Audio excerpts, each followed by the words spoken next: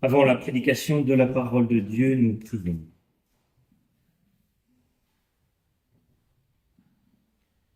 Père éternel, Dieu tout-puissant, Dieu d'amour et de bonté, toi qui ne te lasses jamais de nous parler, de nous rejoindre, de nous pardonner et de nous relever.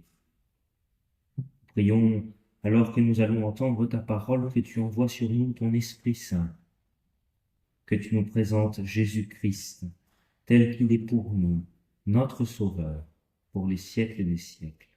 Amen.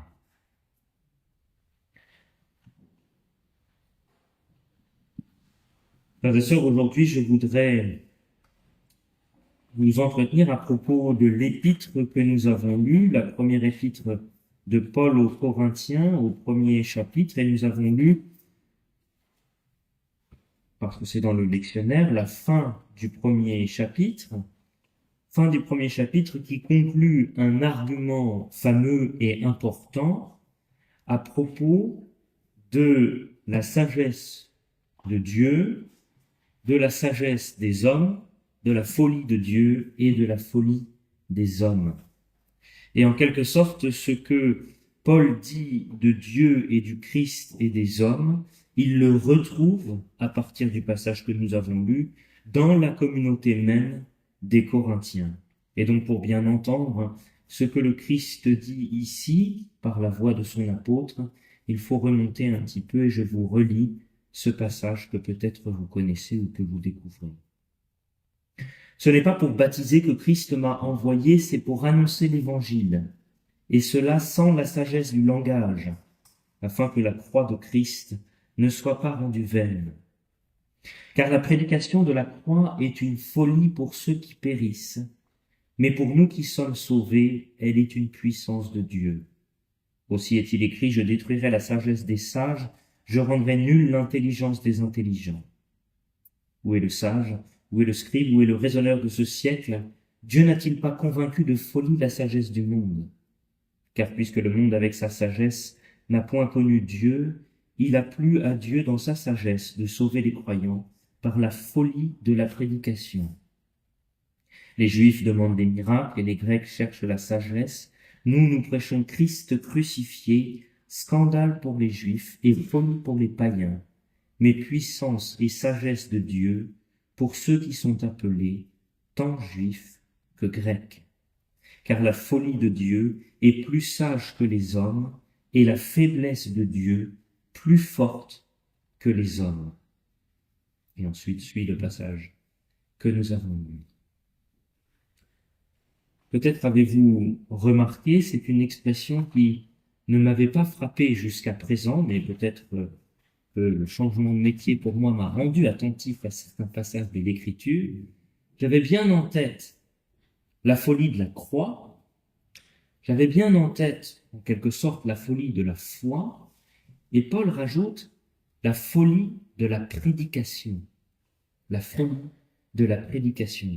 Évidemment, cette folie de la prédication est tout ordonnée à la folie de la croix, mais j'aimerais essayer d'entendre cela avec vous par rapport à notre expérience quotidienne d'hommes et de femmes dans le monde, par rapport aussi à ce que nous entendons dans le monde et en particulier à propos de la guerre.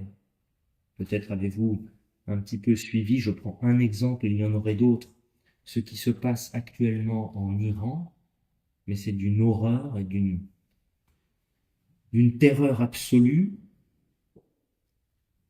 Et à force d'entendre ces nouvelles, de loin ou plus près, nous avons quand même peut-être le droit de penser que le mal, qu'il soit commis ou subi, est peut-être la chose la plus réelle qui soit. Nous pouvons penser que le mal est la chose la plus durable et la plus puissante et la plus forte dans ce monde. Le mal nous apparaît dans notre existence comme ce qui est le plus tangible, comme ce qui marque. Je vous lis d'abord sur le temps de l'humour, mais nous reprendrons sur un registre plus sérieux. Mais allez, on vous a fait plaisir, ça vous fait plaisir, mais 20 ans plus tard, je ne sais pas. Mais si on vous a fait une vacherie, 20 ans plus tard, parfois, ça marque. Mais plus sérieusement, pensez aux conséquences d'une guerre. Pensez à ce que le mal peut creuser de sillons dans les peuples, dans les hommes et les femmes qu'il traverse, jusqu'à défigurer les paysages, jusqu'à rayer des familles de la surface de la terre. Et pensez aux divers traumatismes personnels que nous pouvons vivre, des injustices ignobles qui peuvent se vivre et marquer toute une vie, et dont parfois on a l'impression que seule la mort peut délivrer. Voici peut-être ce qui peut nous apparaître. Le mal s'impose, dure, reste, s'immisce partout. Et au contraire, l'amour, je veux parler ici de l'amour humain, celui que nous essayons de donner et que nous essayons de recevoir, apparaît ayant quand même une surprenante légèreté. Oh, parfois, cet amour vient très intensément. Mais regardez, en général, la fragilité de nos relations de couple, de nos relations de famille, de nos relations d'amitié. Je ne parle pas de relations de frères et sœurs dans l'église parce qu'elles sont toujours bonnes, mais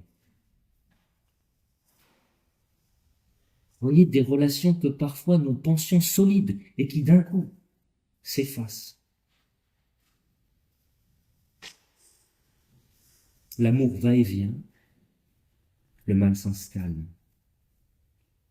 Voilà peut-être l'expérience humaine, la chose telle qu'elle peut nous apparaître légitimement dans l'existence, dans le monde, dans l'histoire.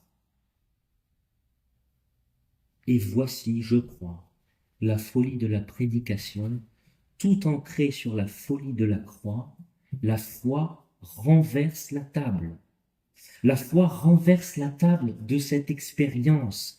La foi dénonce dans ce que nous vivons, dans ce qui s'inscrit dans notre chair, de la façon la plus indélébile, une forme d'illusion. Non pas en diminuant le mal, non pas en essayant de mettre des œillères, mais en nous disant que ce mal n'est pas la chose définitive qui détermine ce monde. Et cette dénonciation est une folie. Dire que l'amour, mais ici je parle de l'amour de Dieu, est ce qui est le plus durable, le plus fort, le plus puissant. Dire que c'est l'amour qui sera définitif, la seule chose qui subsistera. Voici qui est proprement dans notre monde, et c'est bien le seul monde qui existe, une folie. Maintenant donc ces trois choses demeurent, la foi, l'espérance, l'amour, mais la plus grande de ces choses, c'est l'amour. Tout passera, sauf l'amour de Dieu. Folie de la prédication qui poursuit en nous disant que la seule expérience qui pèsera définitivement, la seule expérience qui s'inscrira définitivement, c'est celle qui est vécue dans l'amour. Quand je parlerai les langues des hommes et des anges, si je n'ai pas l'amour, je suis un airain qui résonne ou une cymbale qui retentit. Quand j'aurai le don de prophétie, la science de tous les mystères et toute la connaissance, quand j'aurai même toute la foi jusqu'à transporter les montagnes, si je n'ai pas l'amour, je ne suis rien. Et quand je distribuerai tous mes biens pour la nourriture des pauvres, quand je livrerai même mon corps pour être brûlé, si je n'ai pas l'amour, cela ne me sert de rien. Contre notre expérience, contre ce que nous vivons, Dieu pose l'amour comme puissance du monde. Dieu nous rappelle qu'il est créateur du monde, qu'il a créé ce monde par amour, qu'il le résumera par amour, qu'il le saisira par amour. Voici une folie. Alors sommes-nous donc des fous? Faudrait-il se convertir à une forme de réel politique du mal? Qu'est-ce qui nous permet de croire cela? Qu'est-ce qui nous permet de croire que Dieu est amour?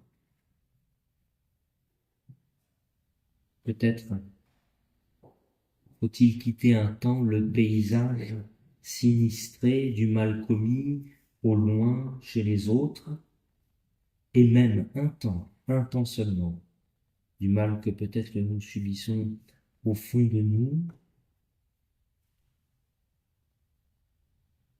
et voir qu'en nous, en dépit de la force du mal, en dépit, comme aurait dit Martin Luther, de la force du diable, du péché et de la mort, la parole de vie en nous fait son œuvre et l'emporte. En Christ, l'amour de Dieu l'emporte en nous et nous relève. Je crois que c'est ce que veut dire Paul lorsqu'il dit à la fin de la lecture que nous avons lue tout à l'heure, « Vous êtes en Jésus-Christ qui par la volonté de Dieu a été fait pour nous sagesse, justice, sanctification et rédemption. »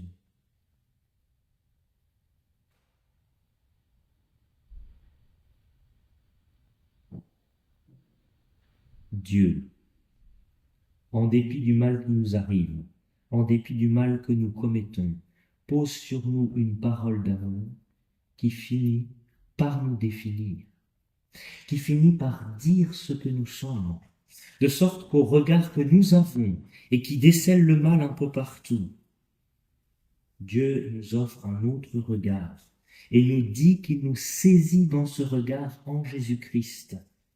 Et ce regard est un regard bienveillant, qui pardonne, qui aime et qui relève. Comment cet amour entrera-t-il dans le monde? Comment cet amour se fera-t-il plus fort que le mal? Eh bien d'abord, pas par nos efforts, pas par nous-mêmes, et en fait il y est déjà entré, car la folie de la prédication repose sur la folie de la croix. Peut-être que la foi commence par revoir ce paradoxe sur la croix elle-même. Celui qui, innocent et cloué par la folie des hommes, trône en fait sur un siège de grâce et nous pardonne. Mais cette force entre aussi par la foi. Et j'ai trouvé dans nos écrits symboliques plusieurs passages où le verset d'aujourd'hui était cité. J'ai regardé pour essayer de trouver quelques idées. Et dans un passage de l'Apologie de la Confession d'Augsbourg, Mélenchon parle de la foi d'une façon qui m'a frappé. Nous parlons de la foi en Christ, c'est-à-dire de la foi qui a pour objet la rémission des péchés, de la foi qui véritablement et du fond du cœur est une adhésion à la promesse de la grâce. Cette foi ne peut naître sans qu'un grand combat se livre dans le cœur humain. Et tout homme saint d'esprit peut estimer aisément que cette foi, qui croit que Dieu veille sur nous, qu'il nous pardonne et nous exauce, est une chose surnaturelle. Car de lui-même, l'esprit humain n'a jamais cru rien de tel au sujet de Dieu. Cette foi ne peut naître sans qu'un grand combat se livre dans le cœur humain. Dieu nous sauve en nous confondant. Nous pensions que le mal était le plus fort, que l'amour était le plus faible ou le plus léger. Dieu nous sauve par la faiblesse. Toute notre vie, toute notre expérience, tout ce qui pèse le plus lourd sur la balance, voici que tout cela disparaît par la douceur infinie de l'amour de Dieu. Voici que le Seigneur nous demande aussi de ne plus croire que ce qui est solide pour notre vie, c'est ce que nous subissons ou ce que nous bâtissons. Et voici qu'il nous dit que ce qui est solide, ce qui est le fondement de notre existence, et qui peut nous aider à traverser différemment toutes les épreuves qui sont les nôtres, ce qui est solide, c'est ce que nous recevons du Seigneur. Et ce que nous avons reçu du Seigneur sur la croix, c'est son amour, son pardon, une promesse de vie. De sorte que toutes les mauvaises nouvelles, tous les événements terribles qui déterminaient notre vision du monde sont comme chassés et remplacés par la bonne nouvelle de l'amour de Dieu en Jésus-Christ.